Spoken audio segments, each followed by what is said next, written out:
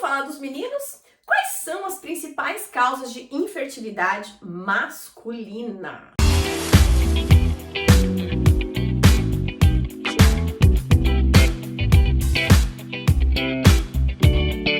Olá, eu sou Maria Angélica, a Nutri das Mamães. Obrigada por você estar aqui. Se é a sua primeira vez, não se esqueça de se inscrever nesse canal, dar um like nesse vídeo, ativa o sininho das notificações, deixa um oi aí pra mim nos comentários, meu coração fica bem quentinho, o YouTube entende que esse vídeo é relevante e mostra pra mais pessoas, o que é bastante interessante pra gente também, e é um pedido que eu faço especial pra vocês.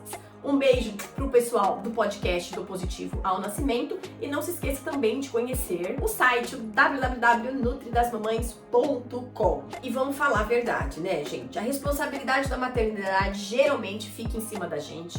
Como mulher, eu entendo que há uma pressão da família, há uma pressão dos amigos, sobretudo há uma pressão nossa, né? O nosso relógio biológico fala um dia assim, ó, ups, precisamos ter um bebê. E isso se torna extremamente prevalente, relevante, traz um peso muito grande pra gente. Mas eu quero trazer aqui uma verdade que precisa ser dita e compartilhada. O peso da infertilidade sem causa aparente, né, ou de uma infertilidade do casal, é dividida no mesmo peso.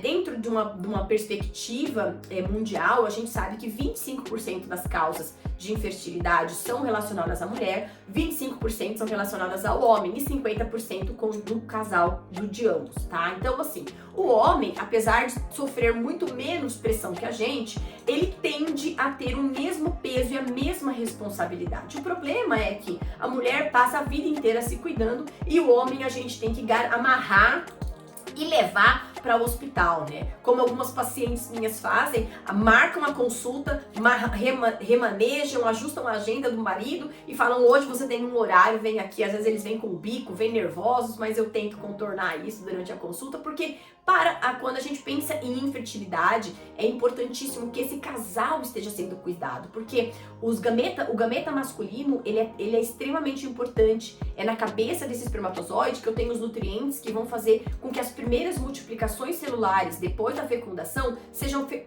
multiplicações celulares efetivas, eficazes, transformando então duas células em um blastocisto, que já é uma célula bem mais viável para que uma gestação evolua. Ou seja, não basta ter espermatozoides, eu quero espermatozoides bem nutridos. Então é importantíssimo que esse cuidado ele seja feito. Mas existem alguns parâmetros, né? E é sobre isso que a gente quer falar aqui. Quais são as principais causas, Maria Angélica? Ou às vezes é o menino que está assistindo, o marido, né? O homem aqui assistindo esse vídeo. Por que eu tenho a sensação que eu sou infértil? Então, existem alguns parâmetros que eu gostaria de trazer para vocês. E o primeiro deles são alterações anatômicas. Em relação às alterações anatômicas, não há muito que a gente fazer, né? Então, se o paciente tem o criptorquidismo, por exemplo, que isso é uma malformação fetal, né? Então, você ainda na gestação, o testículo ele não foi para um lugar adequado, ele ficou muitas vezes nesse tecido, nesse ambiente pélvico, então isso inviabiliza a produção de espermatozoides, tá? Então, óbvio que eu tenho um caso de um casal que conseguiu, mesmo o marido com criptorquidismo, fizeram uma punção e conseguiram fazer essa coleta desse espermatozoide e tem hoje um bebezinho. Mas é óbvio que isso é uma anatomia, isso é um fator que tem aí uma demanda de reprodução assistida e uma investigação muito mais profunda para avaliar essa viabilidade. Um segundo fator, e eu acho esse um tanto quanto importante, são as infecções relacionadas a todo aquele ambiente do órgão reprodutor masculino. Então, seja uma prostatite, seja uma orquite, que é essa infecção desses testículos, mas as próprias DSTs, né, que são as doenças sexualmente transmissíveis, acho que nem é esse o termo que usam mais, isso tudo cria um ambiente inflamatório e infeccioso que não é interessante para a produção desses espermatozoides. A própria cachumba, quando maltratada, quando não foi muito bem cuidada, pode conduzir esse paciente a ter uma pior produção de espermatozoides, e muitas vezes isso não é levado em consideração. Homens que têm, por exemplo, uma Gardnerella, então todas essas alterações de microbiota, né, de vírus, bactérias, de fungos presentes naquela região, assim como trazem prejuízos para a fertilidade feminina, também trazem prejuízos para a fertilidade masculina e precisam ser tratadas para que a gente potencialize a sua fertilidade, mas também potencialize a sua saúde, porque isso não é algo interessante a longo prazo para o homem e nem para a mulher. Um terceiro fator importante aqui são alterações na ejaculação. Então, homens com diabetes podem ter, por exemplo, o que chamamos de ejaculação retrógrada, né? A ejaculação ela não vai para o lado certo, a alma ela volta e isso pode dificultar também um cenário de fertilidade. Novamente, um passo atrás, olhando por que eu estou diabético. É um diabetes tipo 2, aquele que você adquiriu? Atividade física, perda de peso, dieta certinho, bebida alcoólica, muita atenção, doces, refrigerantes, massa, controle de estresse.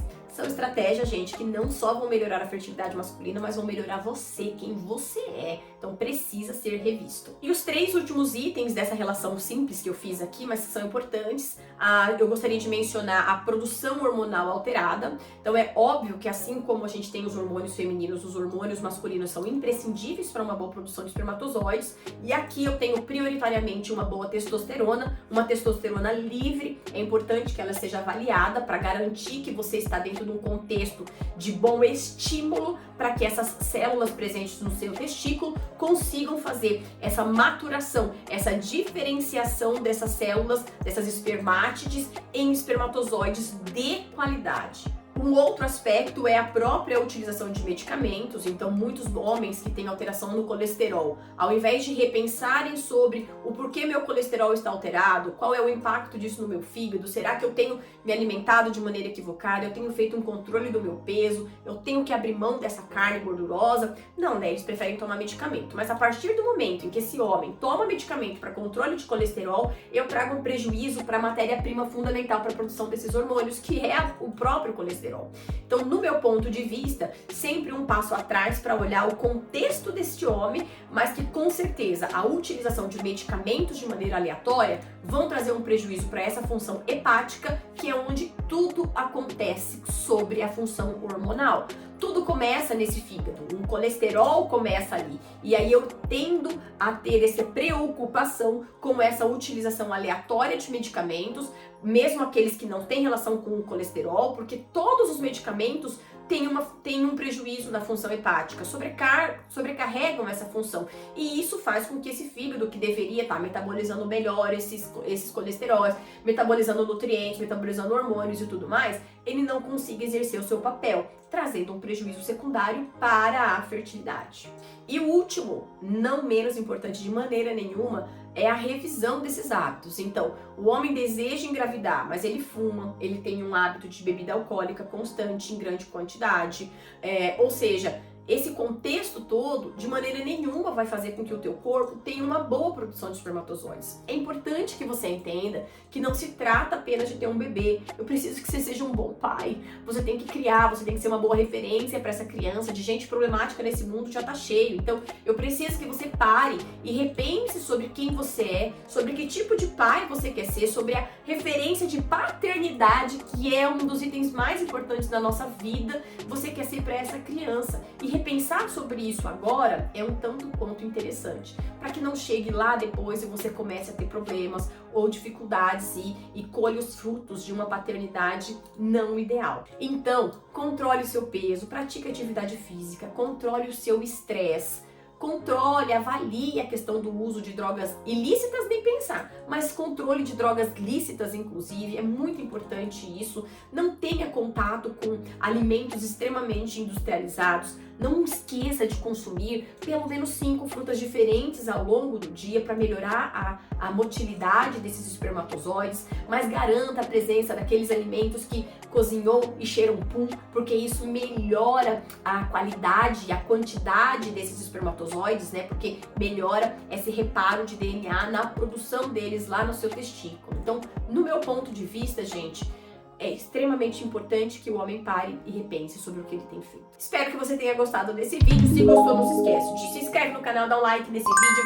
Não se esqueça de ativar o sininho das notificações. Dá um confere no site, o www.nutridasmamães.com. E óbvio, deixa um oi aí pra mim nos comentários. Isso deixa meu coração bem quentinho. Um beijo e vejo vocês no próximo. Tchau!